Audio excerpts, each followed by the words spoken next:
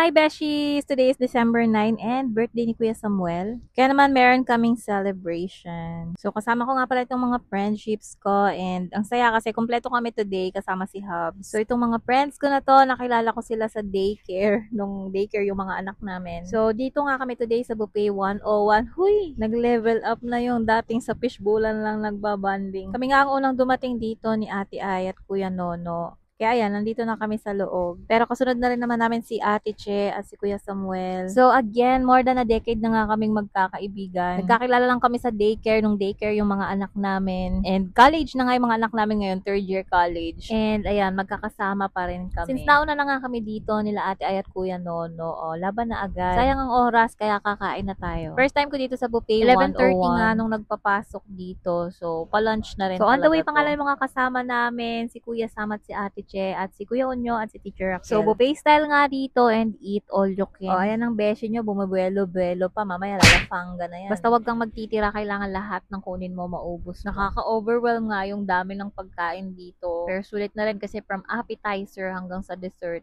kompleto na. Meat, veggies, soup, bread and pastries, pasta, may mga sushi din. So, nasa sayo na kung kayang-kaya lahat yan ng bodega mo, tikman mo lahat. Huy! Treat nga ito ni Ate Che at Kuya Sam, kaya thank you so much sa inyo. Mo nga pala dito, tapos may 3 kang kasama. Free na yung birthday celebrant. And dalawa nga kaming December babies ni Kuya Sam, kaya ayun. Sakto nga at 8 kami. So ayun, naka-discount kami. Mga ilang years pa, no, senior discount na yung aasahan namin.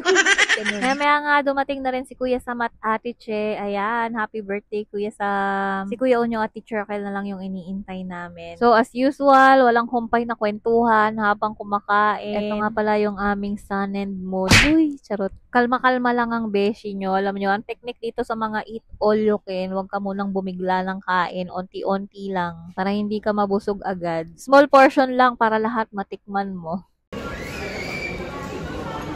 Friend! Diretso na. Tinatawag ko eh.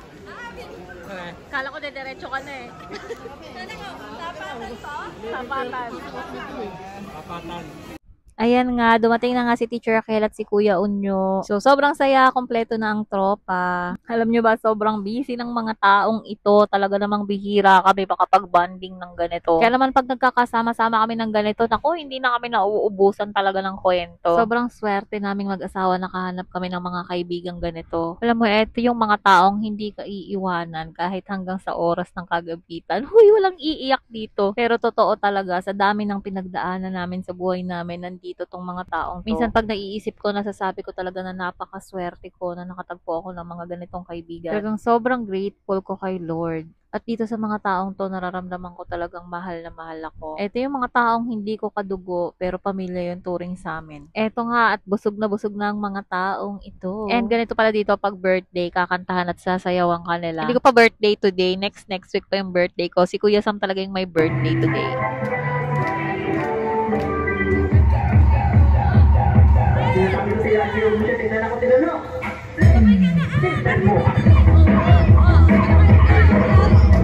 Ayoko sumayaw.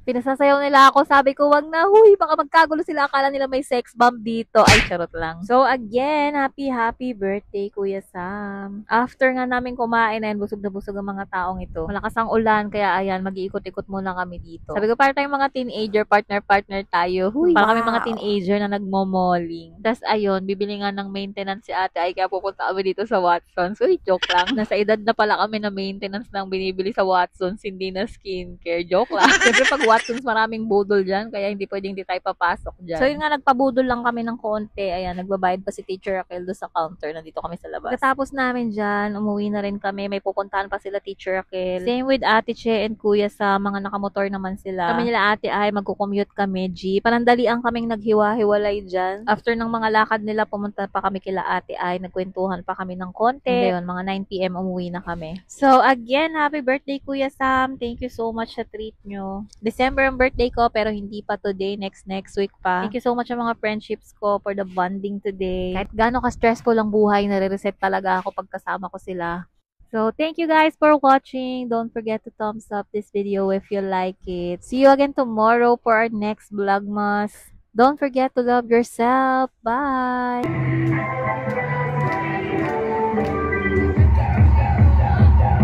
Sabi ko sa'yo, tingnan ako tinanong.